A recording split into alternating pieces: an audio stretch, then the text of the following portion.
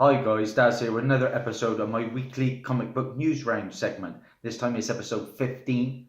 Got a ton of information to get through as always, so let's get into it. As usual, there will be spoilers, but there will also be a lot of new content. I'm not including my hot comic book alerts. That is for you to go back and watch through. Let's have a look what I've got for you this week. AMC has renewed The Walking Dead for a 10th season.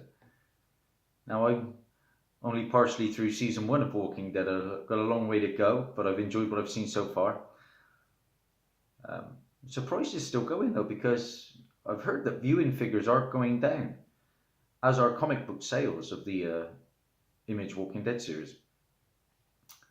But the 10th season is going to debut in October of 2020.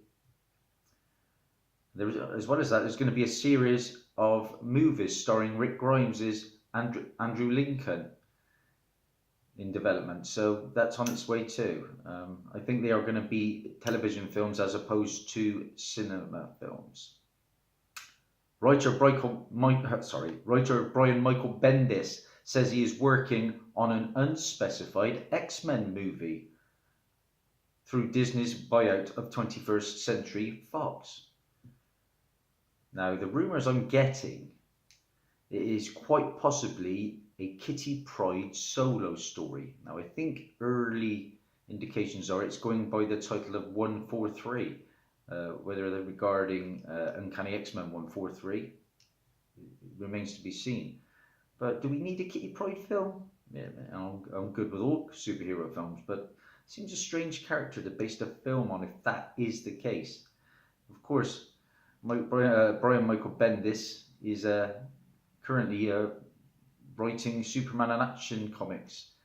So he said himself, it's a bit of it's from going from the Fortress of Solitude to the X-Men Mansion is a bit testing, but he's enjoying it. Talking of X-Men, FX's TV. Oh, sorry. We'll come back into that in a minute. FX's TV adaptation of Brian K. Vaughan. Now, I made a hot comic book alert special on Brian K. Vaughan. While his Why the Last Man has been picked up to series based off the network's previously reported pilot. The show is slated to start in 2020 under the shortened name of Why instead of Why the Last Man. Now, it's said about X-Men News. FX's Legion will end after its upcoming 3rd season. Showrunner Noah Hawley said there was only ever meant to be 3 seasons and the ending will be a natural conclusion. Now, I don't know what you think of FX's Legion. For me, it's a tough watch at times, you know.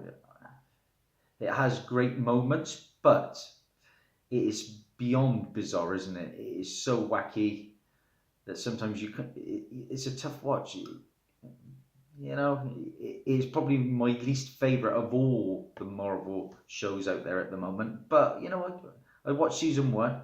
Going to plough through season 2 at some point.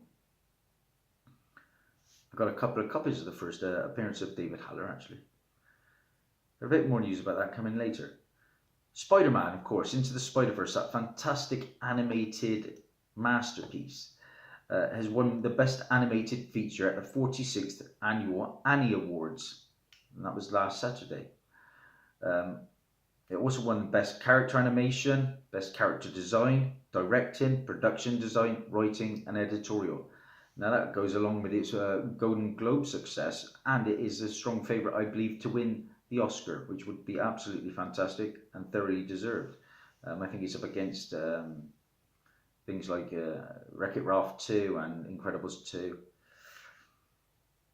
Chris Pratt, famed for Star-Lord in the MCU, has promised that Guardians of the Galaxy 3 will get made, and that will wrap up the trilogy. So there won't be any more Guardians of the Galaxy films starring that particular team. Now, I have read a rumor that, if you remember, in Guardians of the Galaxy 2, Sylvester Stallone the old Rocky and Rambo legend. He turned up, didn't he?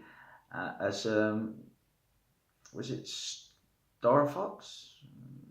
I think it might have been Star Fox. Anyway, he is going to be forming his own team. If, at the end of the Guardians of the Galaxy 2, there was a scene where he turned up with a few of his alien team, and that is going to be a film at some point. I'd love to see it, being a big Stallone fan. No Country for Old Men actor Javier Bardem is in talks to take the role of Stilgar in Dennis Villeneuve's Dune reboot.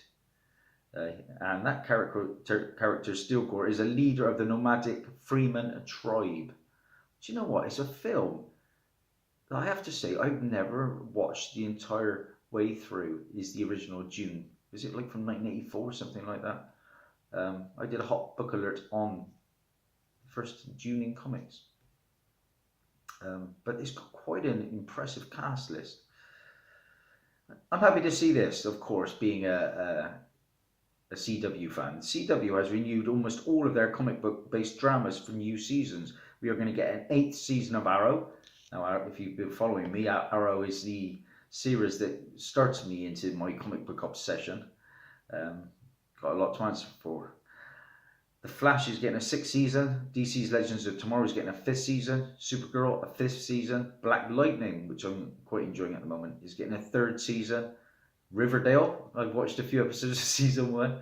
That's getting a 4th season. But sadly, iZombie is going to be finishing after season 5 because I enjoyed that. I've met the cast, as my daughter has as well. She has a photo with a couple of the cast members.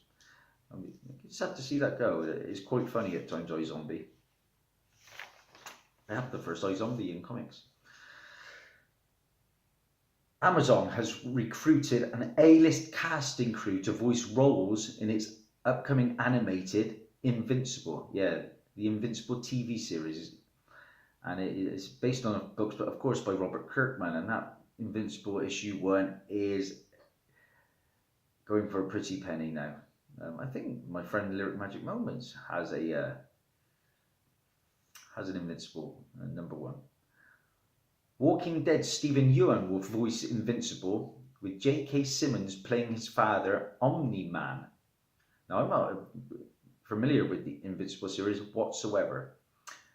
Sandra Oh, Seth Rogen, Gillian Jacobs, Andrew Reynolds, Zazie Beetz, Mark Hamill, famed for his Joker.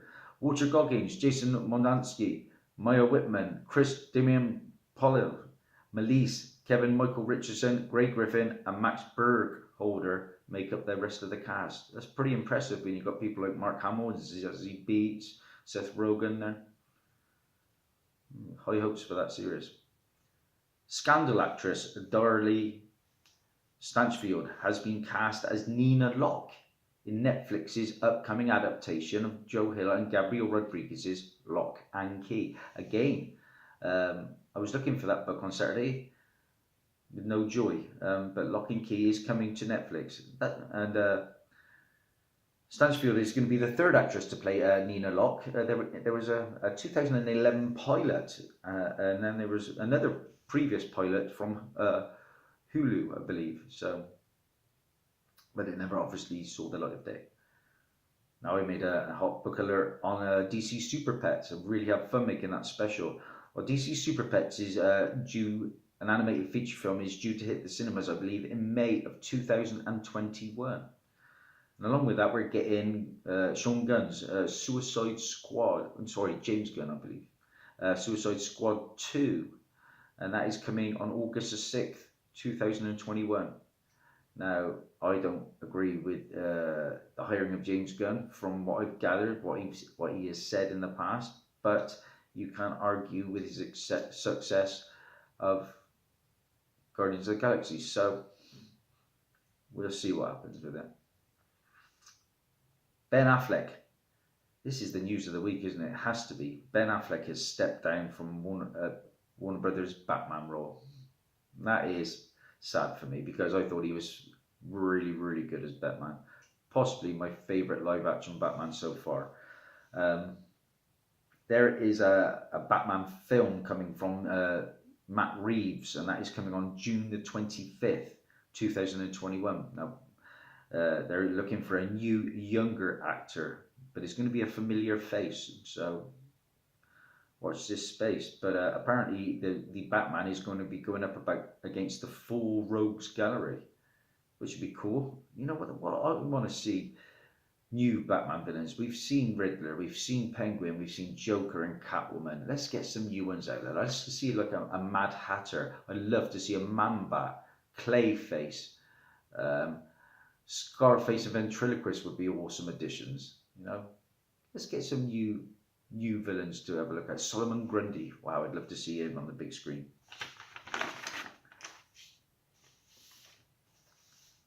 Zendaya, famed for The Greatest Showman, of course, and plays Mary Jane in the MCU. She has also joined Legendary's June, and she will playing Chari, I think, a warrior in the Freeman tribe on Arrakis. That is getting quite an impressive cast list now, June. There's another one. Oscar Isaac is in talks to play Duke Leto Atreides. That is the father of star Timothy Chalamet's Paul Atreides. So, yeah, quite an impressive list. Patty Jenkins, famed, of course, for Wonder Woman 1, and of course we're getting Wonder Woman 1984 very soon from her. Cheetah is the villain. Well, she has plans for Wonder Woman 3, and that is going to be set in contemporary times. So it's not going to be like a blast from the past. We've had 1984, we've had the World War. It's going to be set in modern day. X-Men producer Lauren Schuler Donner is hopeful that her New Mutants movie is going to see the light of day. It's been an ongoing issue with the New Mutants film. They've got a pretty impressive young cast there. By all accounts, I think Mr. Sinister is the villain. Is it played by, is it John Hamm? But I'd like to see that. I recently picked up I think it was like a sixth printing or something so ridiculous of the Marvel graphic novel issue 4, the first appearance of the New Mutants. So I want to see it. It's going to be a horror film by all accounts, New Mutants, but I don't know. The trailer wasn't blowing me away from what I did see. Chris Evans, Brie Larson, and Tessa Thompson talking in the MCU are going to be presenting Oscars at the upcoming Oscars Awards. I'm excited for that. You know, I went through a period of falling off my Oscars, but I do like the Oscars show now. I really hope to see A Star Is Born get some success. I thought it was a fantastic movie. Being a bit of a singer myself, I just recently got the song Shallow in, and Bradley Cooper and Lady Gaga are going to be performing that live at the Oscars. I'd like to see Bradley Cooper get the Oscar for A Star Is Born. I thought he was fantastic in that role. X-Men writer Chris Claremont wants Idris Elba to play Bishop in the MCU. Yeah, I like the casting, but of course he's already been in the Thor movies, hasn't he? I can't even remember. He's the gatekeeper, isn't he? Heimdall. Yeah, that's the one. Riverdale actress Josie McCoy, known for Josie and the Pussycats fame in Riverdale, will be reprising her role in the upcoming spin-off Katy Keene. I think he said something to do with like the music industry, obviously set in New York, I believe. Actor Harry Lloyd will be cast as Professor X in FX's Legion Season 3. So finally getting Professor X. It's a shame though, isn't it, that you can't get like James McAvoy to be there, or Patrick Stewart, but it is what it is. Gabriel Haller, his mother, has also been cast, and the actress Stephanie Cornelissen is going to be playing her. We're pretty much getting towards the end now, folks. I am going to show you an image to finish with. I have been following Titans. What a fantastic show that is.